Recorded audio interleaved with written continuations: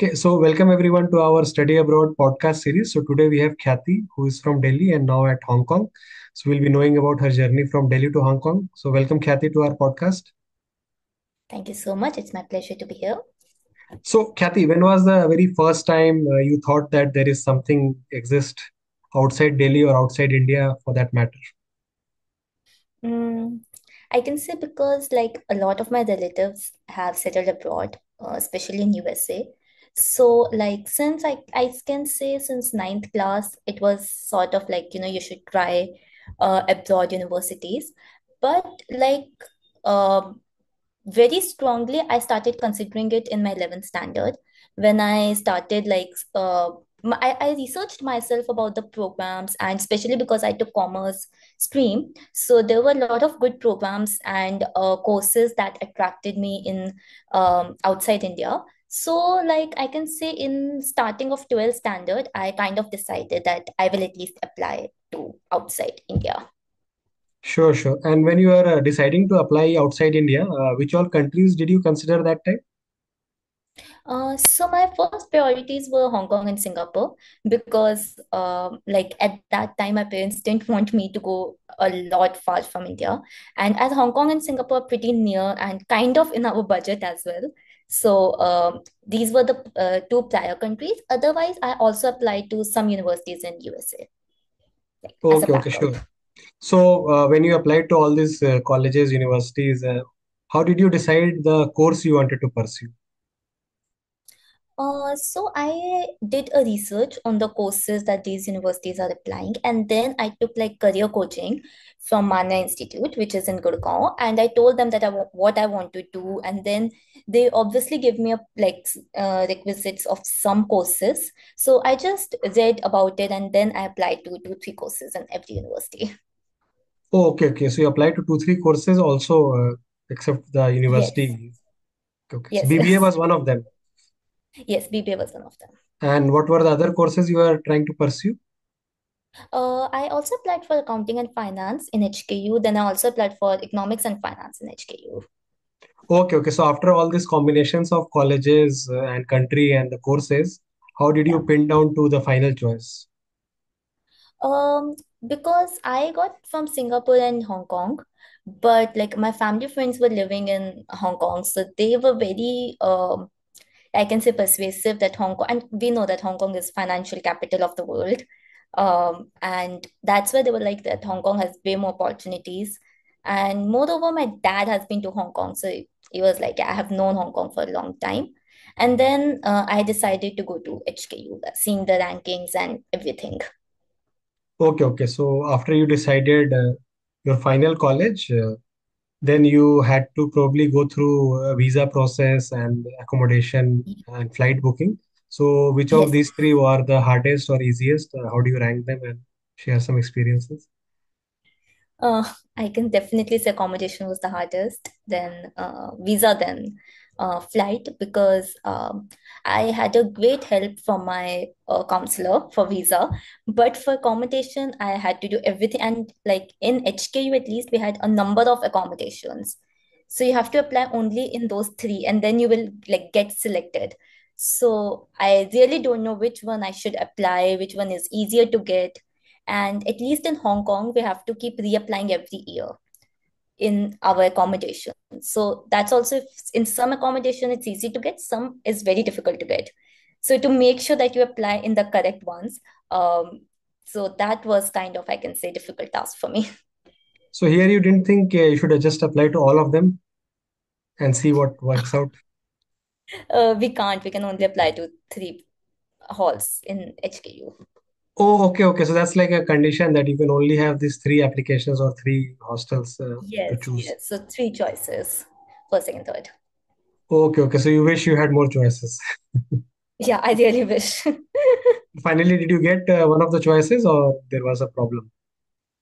Yes, I actually got the one I wanted. So it was pretty good. Okay, okay, sure. So once all these things were done, you probably took a flight. So which flight did you take? Which airlines? How did you choose the airlines? We chose like Indigo, because that was the cheapest at that time. And Uh, did you fly with other people? Somebody dropped you, or you were flying alone all the yeah, time?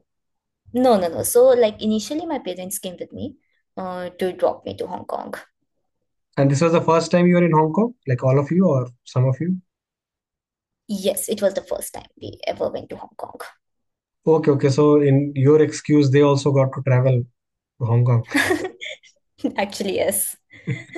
Okay, okay. So once you landed in Hong Kong and you got to your accommodation, etc., how were the initial few weeks for you? How did you settle yourself with all the daily activities, cooking, cleaning, etc.? How was the experience like in your case? I will be very honest, it was tough, at least like first week, because you have to do everything from cleaning, cooking, and I'm someone I've never lived away from my parents because I'm a single child. So for me to really live absolutely, so when they were there, it was still fine. But once they left, it was very difficult because you have to go to college, you have to attend all the classes, you have to do the coursework, and then come back home and do everything. So it was not easy, but I will say I enjoy because I got to do it with my other friends also.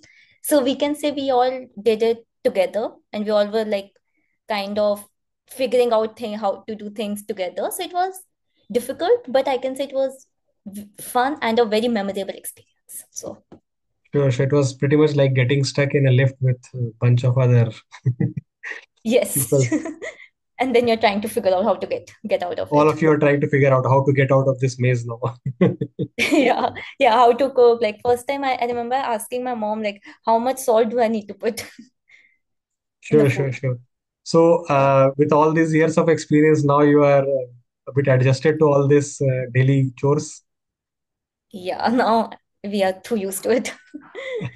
So, after doing all this by yourself, and then later you come to know that you have to do your part-time job, your full-time job, your internship hunting also by yourself. Did it also depress you a bit that I have to do like so many things by myself now? Kind of, yeah. Because like we don't have on-campus jobs, so you have to like apply and do everything yourself. But um, and again, taking away the positive things, you get to learn a lot and you get to know the job market yourself. So that was a positive as well. So the greatest learning with all these experiences were that you became more and more independent, right? Compared to, let's say, your life Yes, in India, where you are more like spoon-fed and pampered child. From the pampering to like no pampering, zero pampering. definitely, definitely, I can say that. Like now I don't think so. We even think that someone else can do this for us. We are like, okay, we have to do this. If any task is there, we have to do it. We have to figure out everything ourselves. Sure, sure. So coming from this figuring out thing, how did you figure out which part-time jobs, internships, etc. you had to do during your coursework? So like in my second year, I decided my major, which was marketing. So I was kind of sure that I have like I'll make my career in marketing field. So that really helped me sort out like, okay, I have to do marketing internships. What helped me was like in HKU, we have a course which is kind of like allows you to work, but not for money, for the grade. So you are like working at a corporate, but you will at the end you will get a grade. So that really helped me to know the corporate, and there I get to network with people and ask about like the jobs in Hong Kong and which ones I can apply. So that they really helped me, and then I like just figured out through the my career portals and through LinkedIn the jobs that were available and that fit my requirements. Okay, and how was your rejection handling process? Did you get rejected a lot, little, not so much? How did it level out? I can say out of 100 times I got rejected 95 times. I'm not exaggerating. So yeah, but I feel like initially it was tough to see, oh, why am I getting rejected without any reason? They're just sending you, sorry, we can't proceed with your application. But then later on, you feel like it's the part and parcel of the journey. And like getting rejected is not bad, but not applying is bad.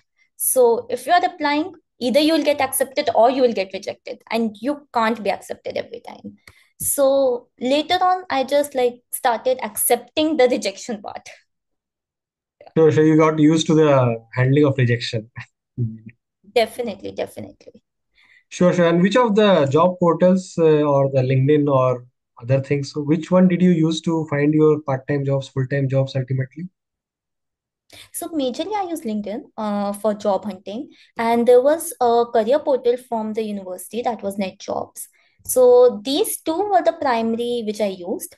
Then of course like networking that really helped me, like going to career fairs and just talking to people about the jobs. And last I used to use like Jobs Daily to know like which companies have openings and stuff.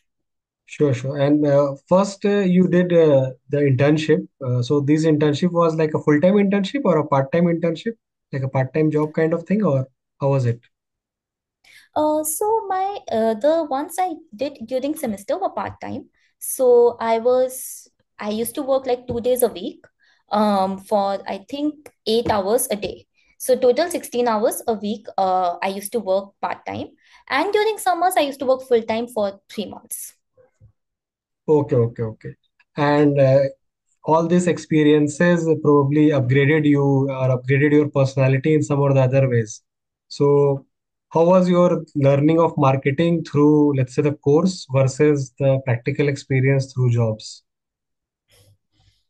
Definitely. I feel like what we were taught in the courses and in the classes were way different when we actually experienced it, because every company is facing their own challenges. So, and how you have to deal with those challenges really like shaped my understanding. And I can say like my experience in my internships actually helped me with my courses. Like when we have to make a group project or decide or having discussions in the classes, I had materials to talk about just through my internships. So that really helped me. Other part I can tell you about the soft skills that I developed were like interacting with people and teamwork and communication, like how much these soft skills are important in a corporation. Did you also learn something on empathy, like, how to read people's mind and, how to make the content or the marketing materials accordingly so that it hits them like emotionally and mentally and things like that? Did you work on something like this also? um Very later on in my career, but not initially.